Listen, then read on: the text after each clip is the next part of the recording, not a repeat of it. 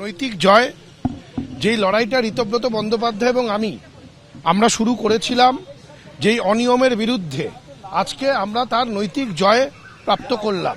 আমরা যেই কাজটা করেছি সেটা সম্পূর্ণ আইন মেনে করা এবং এটা আমাদের নৈতিক জয়। বিধায়কের সমর্থনের সংখ্যা বাড়ছে এবং যারা যারা সমর্থন আমাদেরকে দিচ্ছেন সেই চিঠিও আমরা মাননীয় স্পিকারকে দিচ্ছি, যেই উদ্দেশ্য নিয়ে এই ব্লকটাকে তৈরি করেছি, যেটা প্রিন্সিপাল অপোজিশন, আমরা সেটাকে নিয়ে এগিয়ে যাব।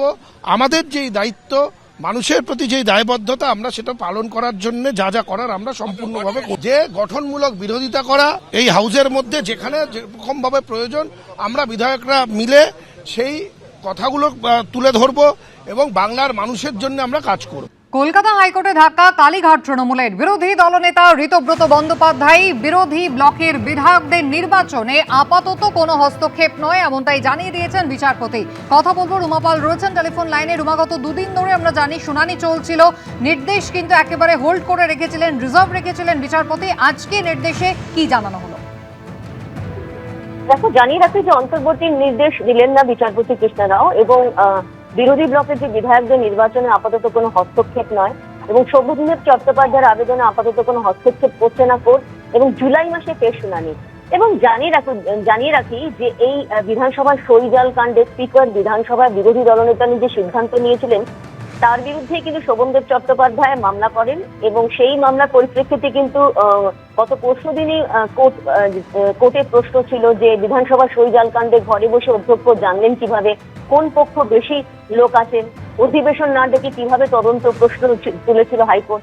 এবং তার পরিপ্রেক্ষিতে অবশ্যই অ্যাডিশনাল এজির বক্তব্য ছিল যে স্পিকারের কাছে না মিলেও তাকে সব দিক বিবেচনা করে সিদ্ধান্ত নিতে হয়, কারণ এক্ষেত্রে বিরোধী দলের মধ্যে দ্বন্দ্ব ছিল। আর এক্ষেত্রে অবশ্যই বম্বে শিবসেনার উদাহরণ দেওয়া যেতে পারে। এই ধরনের কিন্তু শুনানি চলে। এই পর্বে কিন্তু বেশ কিছু প্রশ্ন তোলা হয় কোর্টের তরফ থেকে এবং যেখানে শুনানিতে যেমন প্রশ্ন তোলা হয় যে যেদিন এই 7 জনের নাম নিয়ে প্রস্তাব দিয়েছিলেন সেদিন স্পিকারের ডিউটি কি ছিল, কেন সেই তদন্ত, এই সমস্ত বিষয় কিন্তু অবশ্যই কোর্টে প্রশ্ন ওঠে। তবে আজকে যেটা জানা যাচ্ছে যে কোর্টের বক্তব্য যে বিরোধী দলনেতা ঋতব্রত বন্দ্যোপাধ্যায় এবং বিরোধী ব্লকের বিধায়কদের নির্বাচনে আপাতত কোনো হস্তক্ষেপ করছে না আদালত এবং অন্তর্বর্তী নির্দেশ দিচ্ছেন না বিচারপতি কৃষ্ণা রাও। শোভনদেব চট্টোপাধ্যায়ের আবেদনে আপাতত হস্তক্ষেপ নয়, এমনটাই জানা যাচ্ছে এবং জুলাই মাসে পরবর্তী শুনানি। রুমা, ধন্যবাদ। বিধানসভা ডেপুটি লিডার সন্দীপন সাহা কি জানালেন দেখুন। নৈতিক জয় যেই লড়াইটা ঋতব্রত বন্দ্যোপাধ্যায় এবং আমরা শুরু করেছিলাম যেই অনিয়মের বিরুদ্ধে, আজকে আমরা তার নৈতিক জয় প্রাপ্ত করলাম। 58 জনের বেশি বিধায়করা সমর্থন দিয়ে ঋতব্রত বন্দ্যোপাধ্যায়কে এলওপি করার জন্য মাননীয় অধ্যক্ষকে এটি চিঠি দিয়েছিলেন এবং সেটা পুরোপুরি নিয়ম মাফিক অনারেবল স্পিকার সেই স্বীকৃতি দিয়েছেন। আজকে হাইকোর্টও সেই স্বীকৃতির ওপরে সিলমোহর লাগালেন। আমরা যেই কাজটা করেছি সেটা সম্পূর্ণ আইন মেনে করা।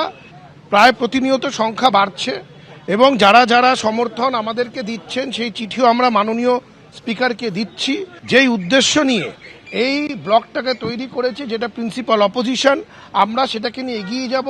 এবিপি আনন্দ, এগিয়ে থাকে, এগিয়ে রাখে।